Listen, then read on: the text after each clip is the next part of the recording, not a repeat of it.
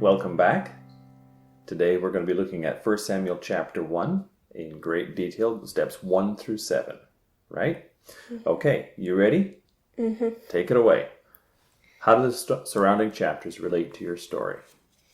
Well, in chapter 1, Samuel is born and given to God, and in the chapters after, he's growing up in the temple.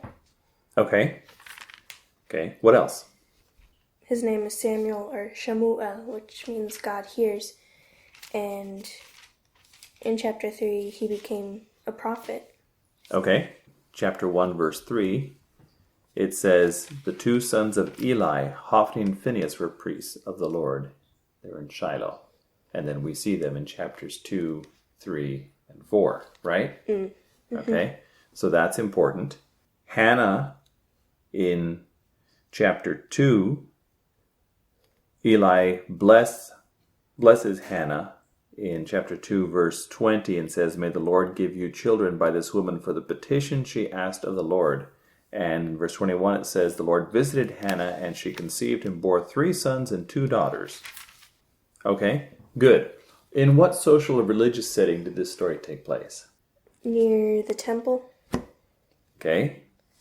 And in Shiloh. Okay, Shiloh is where the temple was. Yeah. Mm-hmm. Okay. Actually took place, I think, in the temple. Okay, and we'll get to that in just a little bit. Now that's the geographical setting. The social or religious setting? In the temple. Okay, in the temple, religious setting. Okay. And these were just normal people. Now, why do you think the author decided to tell this story? To show how Samuel came to live in the temple. Okay. To show how Samuel became a priest in the temple, right? It's an interesting story to start off the book, right? Now, the book of Samuel transitions us from the time of the judges all the way to the time of the kings, right?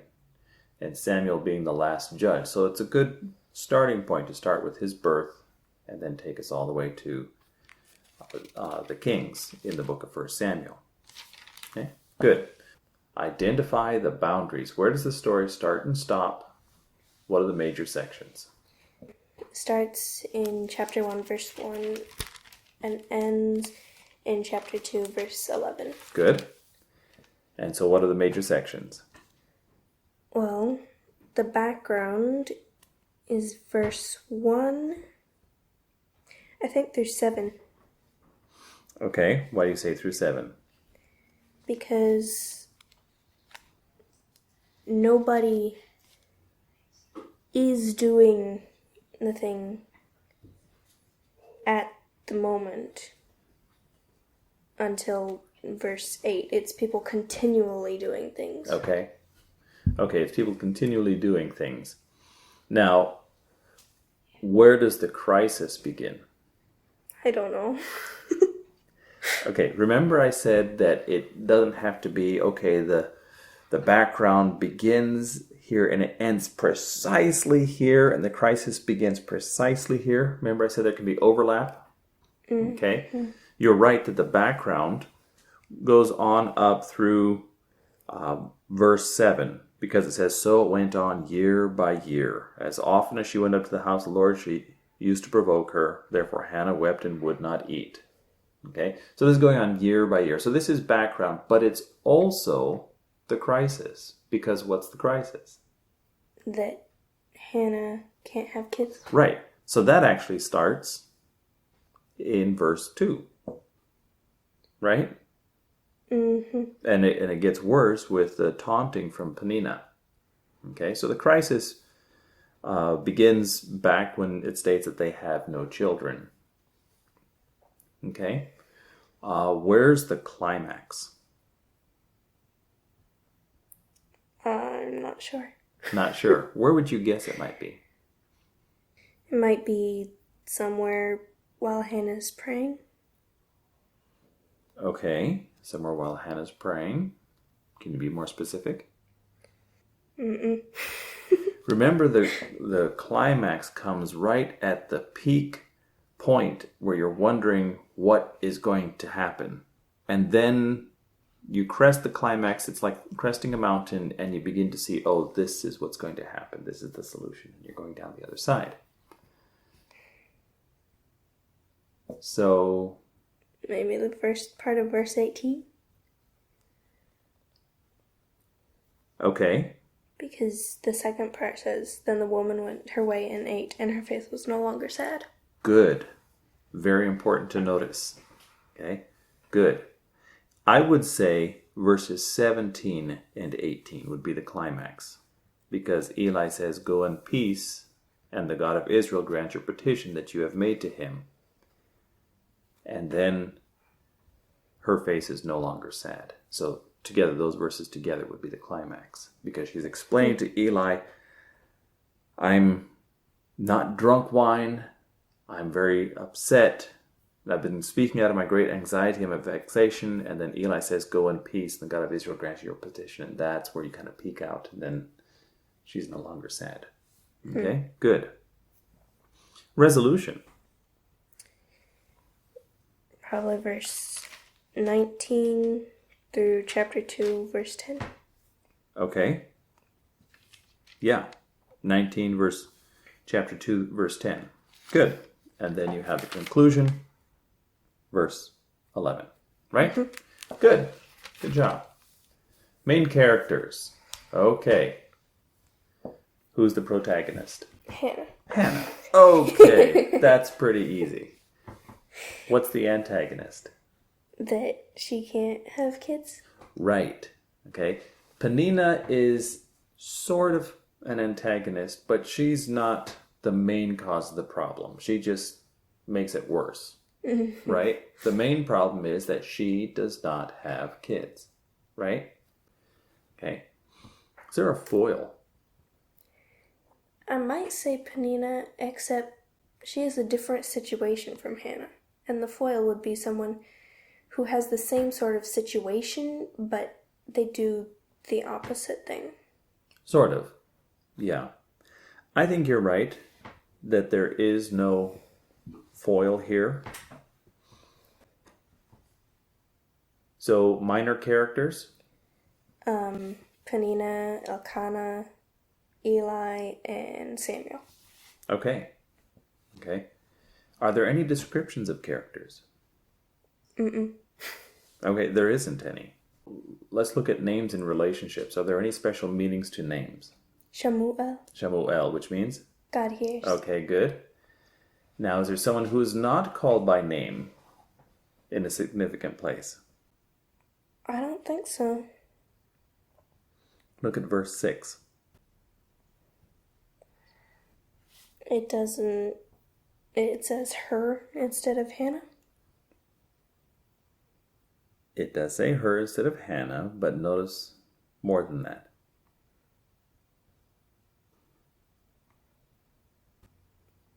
It says her rival, referring to Penina. Penina.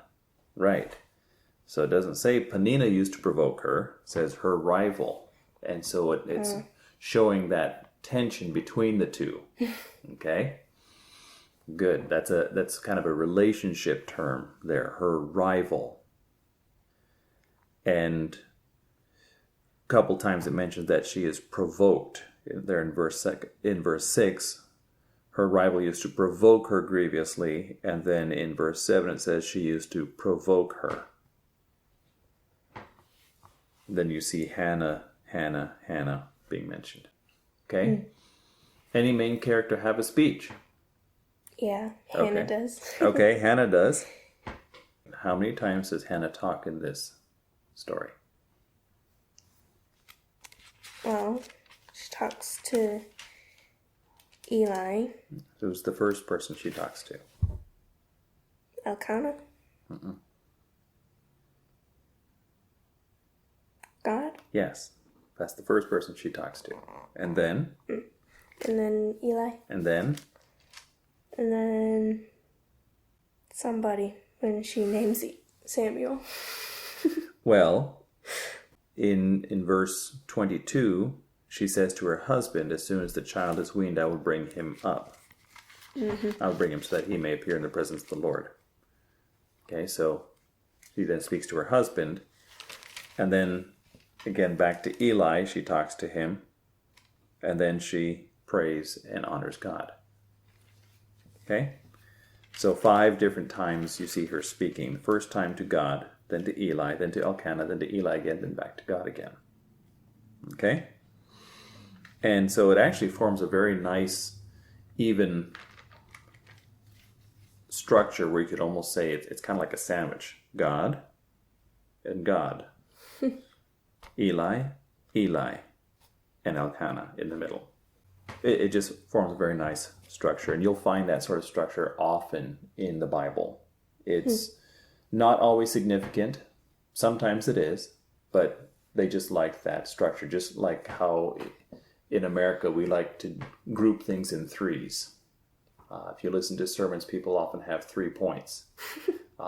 Different presentations, they have 3 points. And we just like to group things in threes. They like to group things kind of like that sandwich sort of thing. You could also say it's kind of circular, where you start here, you go, and you come around back to where you started. A lot of the world likes to work with things that way, kind of circular. They go around, come back to where they started. So what do Hannah's speeches teach us about her character? She's desperate. Okay, she's quite desperate there. Yeah, and then when Eli misunderstands her, one word that I would come up with would be very sincere. She's very desperate in praying to God, and then when Eli misunderstands her, she's very sincerely pleading and saying, no, please don't misunderstand me. And then when Elkanah says, let's go back up to Shiloh, she goes, no, let me take care of Samuel and wean him, then take him up. And then her prayer to God at the very end there is, again, very sincere, but very full of thanks. And so you see her all the way from desperation to making this vow to God, to great exaltation and very happy. Okay? Okay, moving on. Arrangement. Are there repeated words or phrases? The Lord had closed her womb. Okay, good. The Lord had closed her womb. I don't think there's anything else. Oh, yeah, there is. I pointed one out to you just a few minutes ago. Her rival used to provoke her, and then provoke her. At the end of verse 7, it says, therefore Hannah wept and would not eat. Then Elkanah said to her, Hannah, why do you weep? Why do you not eat? Why is your heart sad? Then in verse 10, she was deeply distressed and prayed to the Lord and wept bitterly. Okay. And then she continued praying before the Lord. And Eli says, why are you drunk? And Hannah says, I'm a woman troubled in spirit. Then says there in verse 18, her face was no longer sad. Where does the author take a long time to say something? Verse 11 and 15 and 16. Okay, those are speeches. Yeah. I would say from verse 9 through verse 18 is a whole section where it all happens in one day in the space of just a few minutes. And it's verses 9 through 18. Okay? Whereas prior to that, you have, this is what happened year after year after year, covered in just a few verses. Right? Mm-hmm. And then after that, you have Hannah conceives and bears a son and raises him, all of which takes a couple of years. Okay? So the key focus then is her time of praying there in the temple. Okay. Are there unexpected things in the story or expected things that are missing? Let's pay attention to some details here. It says that this man used to go up year by year from his city to worship and to sacrifice the Lord of hosts at Shiloh, where the 2 sons of Eli, Hophni and Phinehas, were priests of the Lord. Why do you think he throws in that little statement about Hophni and Phinehas in this story? To kind of introduce them? to introduce them and point out these guys are important, and we'll be getting back to them later.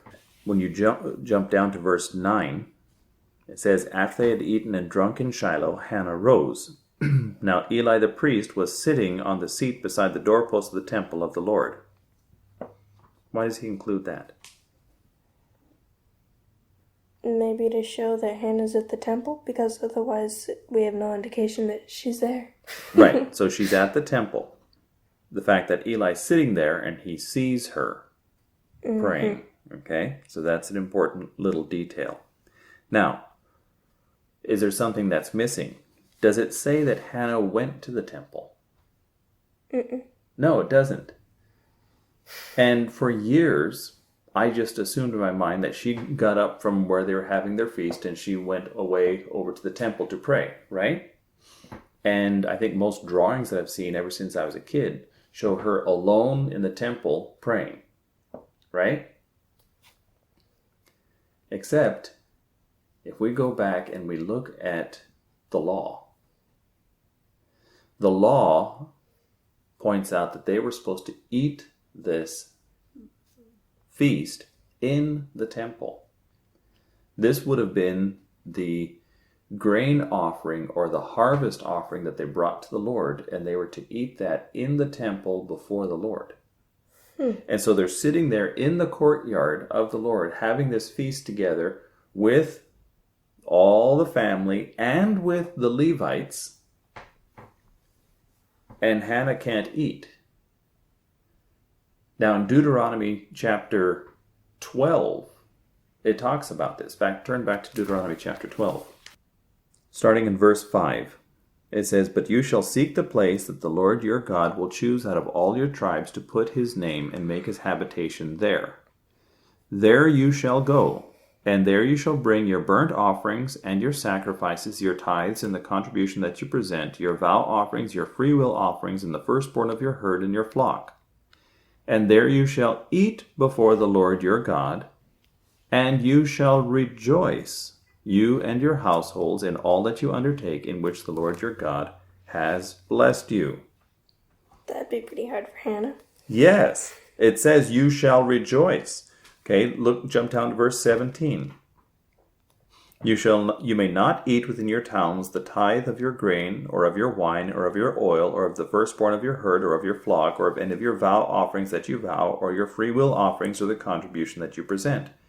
But you shall eat them before the Lord your God, in the place that the Lord your God will choose, you and your son and your daughter, and your male servant and your female servant, and the Levite who is within your towns, and you shall rejoice before the Lord your God in all that you undertake. You see that? Who all was supposed to eat? Everybody in the family, male servant, female servant, Levite, everyone. And you shall rejoice. You shall rejoice. And what's Hannah doing? She's sad. And so she doesn't eat because she can't rejoice. Okay? So this is some important information to notice, that she doesn't eat because she's sad. And this was the time of rejoicing.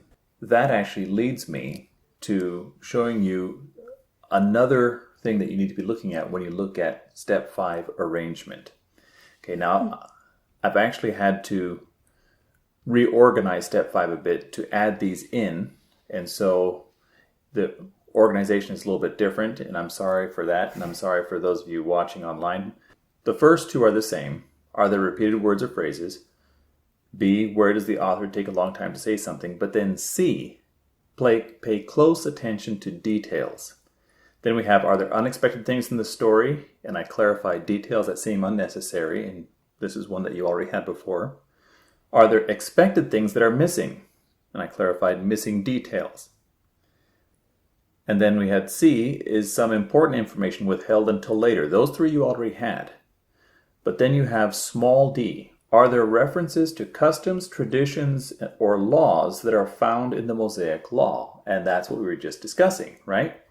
Where they had to go up to Shiloh 3 times a year to honor the Lord. And that's what they were doing. The man went up year by year with his family it says in verse 3, to worship the Lord of hosts at Shiloh, and this was the time of celebrating the harvest, and so they would eat their meal before the Lord in Shiloh.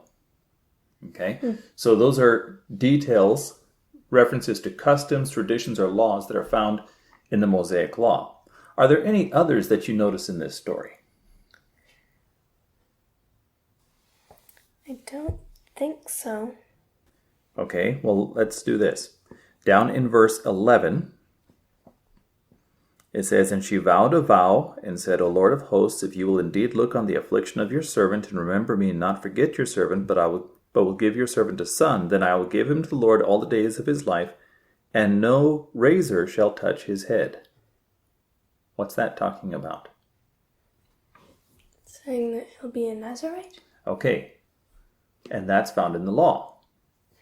Okay, specifically in the book of Numbers. And it talks about the vows of the Nazarite in Numbers chapter 6. Okay? Those would be customs, traditions, laws that are found in the Mosaic Law, and we need to understand them. Okay, we also mentioned that she was childless. Now, how does that relate to the law? That if a blessing of God was that you would have kids, but a curse was that God would close your womb. Okay, part of the blessings and the curses of the law were that if you obeyed the Lord, the fruit of your womb would be blessed. If you disobeyed God, the fruit of your womb would be cursed. And there'd be barrenness, among other things. So when someone was barren, there was a question of what is wrong with them? Why are they barren? Has the Lord cursed them? So that question is always lurking there in the background. Is there something wrong with them? So, okay. Not exactly is there something wrong with them, but have they done something wrong? Have they done something wrong? Right. Have they done something wrong? Not, is there some physical problem? No. They thought more in the terms of, have they done something wrong that God is cursing them? The next question here is D, capital D. That's a new one as well. Does the story or elements in the story remind us of previous stories in the Bible? A lot of times the writers of Scripture, especially the stories, would write the story in such a way that it would remind us of a previous story in Scripture, and that was intentional. So, does this story remind us of any previous stories in Scripture? The story of Sarah and Hagar and Abraham.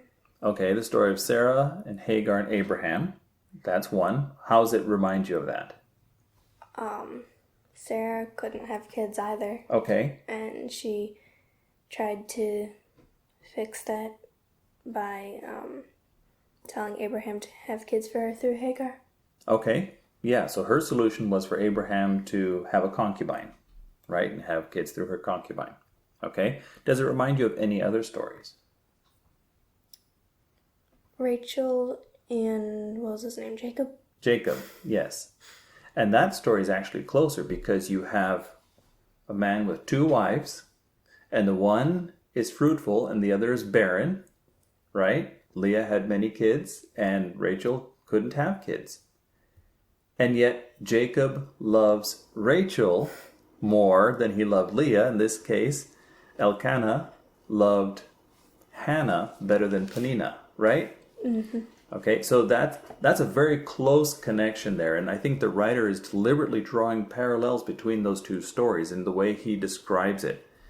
And it says, Peninnah had children, Hannah had no children, but then he goes on to talk about how to Hannah he gave a double portion because he loved her, although the Lord had closed her womb. Very similar to the situation between Jacob and Rachel, right? Okay, now, what was Rachel's solution to not having kids? What was her solution? Do you remember? She had Jacob take her servant as a concubine. Okay, similar to what Sarah did, right? Okay. More than that, when she saw that she was not bearing kids, she says to Jacob, "Give me children or I'll die." And what does Jacob say? Am I in the place of God? Right. Am I in the place of God who has closed up your womb? Jacob realized this isn't something he could do. Now, what's Hannah's solution? She asks God. She goes to God, doesn't she? She asks God. Okay, good. So those are a couple of additional things to pay attention to as you read the story. Details in a story, we already mentioned, are very, very important. But these were a couple things that I thought I'd tell you later, but then this story was such a good example of these two things, that there are customs, traditions, and laws that the story is referencing, and we need to pay attention to that, and that there are elements in the story, or even the story itself, reminds us of previous Bible stories. So I brought these in here. I was going to tell them later, but I brought them in here because of that. Now, how are you going to know if there are references to things in the law? Or you might have this vague idea that something is a reference to something in the law, but you don't know exactly what the law says, and you don't know exactly how to find it. How would you go about finding it? Ask you. Ask me, okay. Yeah, that's one way. But if I'm not around, what do you do? I have no idea. Okay. There's a couple of ways, and we're going to get into some in more detail later on. But a very easy way is if you have a Bible like this. Okay? Now, if you see this Bible, it has a center column. Let me just get to 1 Samuel here. It has a center column here with references. Do you see that? Mm-hmm. Okay. Now, these references correspond to the different verses. So, for instance, it says in verse 3, "Now this man would go up from his city yearly to worship and sacrifice the Lord." Okay, so you find verse 3 over here. Okay, and you see that it says he'd go up yearly, and there's a small a next to the yearly. Okay, and then it gives a cross-reference there, Exodus 34:23. Okay. And then it says to worship. There's a small b next to that, so then it gives Exodus 23:14, Deuteronomy 12:5-7. We looked at the Deuteronomy passage yesterday. Or we looked at the Deuteronomy passage earlier about this. And over here in verse 2 where it says he had two wives, the name of one was Hannah and the name of the other was Peninnah. Verse 2, small a, Deuteronomy 21:15-17. That actually talks about what should a man do if he has two wives and one is barren and one is not. And it talks about what he should do, and can he show favoritism to the one that has kids, even if she's the second wife. And no, he shouldn't show favoritism, especially to her kids. And so these are called cross-references here in the center, and sometimes they extend down to the bottom of the page like over here. So they go by verse, and then small letters show the actual thing that they're referring to. So you jump down here to verse 11, where it talks about, it says, a razor shall never come on his head. Do you see the small c there? Mm-hmm. Okay. So that's verse 11. You find verse 11, and you find C, and it takes you to number 6. And that talks about the vow of the Nazarites. Okay? So that will help you find out how things are connected between this story and previous stories and previous instances. Okay? Okay. Good.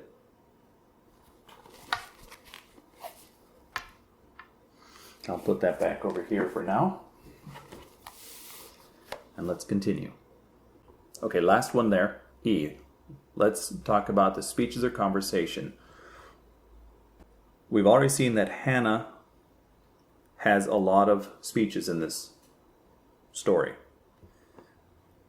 But the key idea comes in her prayer to God there at the end, in chapter 2, right? Mm-hmm. Right? What are some key thoughts that you see there in her prayer? God raises up the lowly and brings down the high up. Good, good. And she says that several different ways, doesn't she? Mm-hmm. Okay, Good. And that's a central idea to this story. Okay, that completes step 5, arrangement. And that's enough for today. Tomorrow, we're going to look more at step 6, the focusing questions, and then step 7, the ECI. Now, write up at least 2 or 3 ways of stating the ECI, or 2 or 3 examples of stating the ECI for tomorrow. And we'll go over them because we're going to both go over the ECI and learn how to take it from an ECI to a TCI to an LCI.